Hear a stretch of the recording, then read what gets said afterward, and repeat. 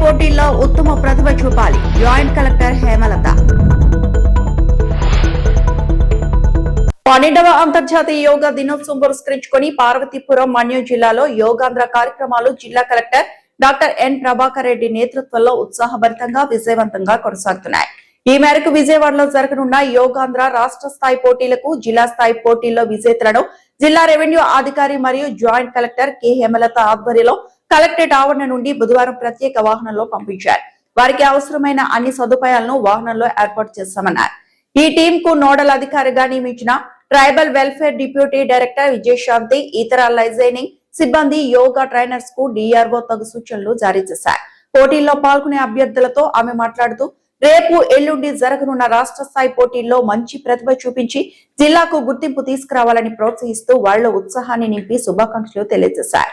Junior, young, సీనియర్లు కలుపుకొని జిల్లా నుండి మొత్తం 35 మంది పోటీల్లో పాల్గొనున్నారని తెలిపారు.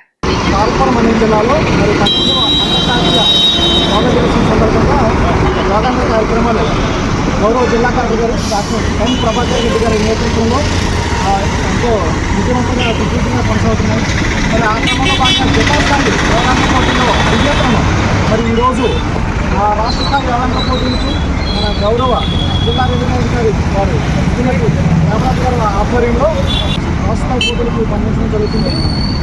ఈ క్రమంలో ఇక్కడ ఆయుష్ శాఖ, అలాగే హెల్త్ శాఖ, శాఖ అధికారులు, అలాగే వారి పరిరక్షణలో ఈ కార్యక్రమానికి నోడలధికారిగా ట్రైబల్ పేరు విజయశాంతి గారు, అలాగే నోడలధికారి గారు, మరి వీరికి యోగా గురువుగా మన మోహన్ గంటారెడ్డి గారు సహాయం వహిస్తారు. మరి ఈ కార్యక్రమం అంతా ఆయుష్ ఇన్ఛార్జి వైద్యాధికారి, జిల్లా ఇన్ఛార్జి డాక్టర్ హేమలత ఆధ్వర్యంలో కార్యక్రమాలు యోగాంధ్ర పోటీలు నిర్వహించడం జరిగింది.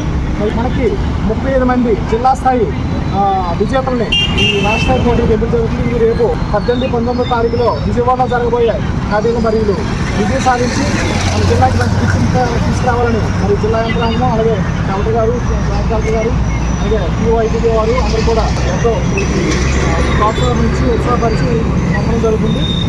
విజయనగరం జిల్లా బొబ్బిలి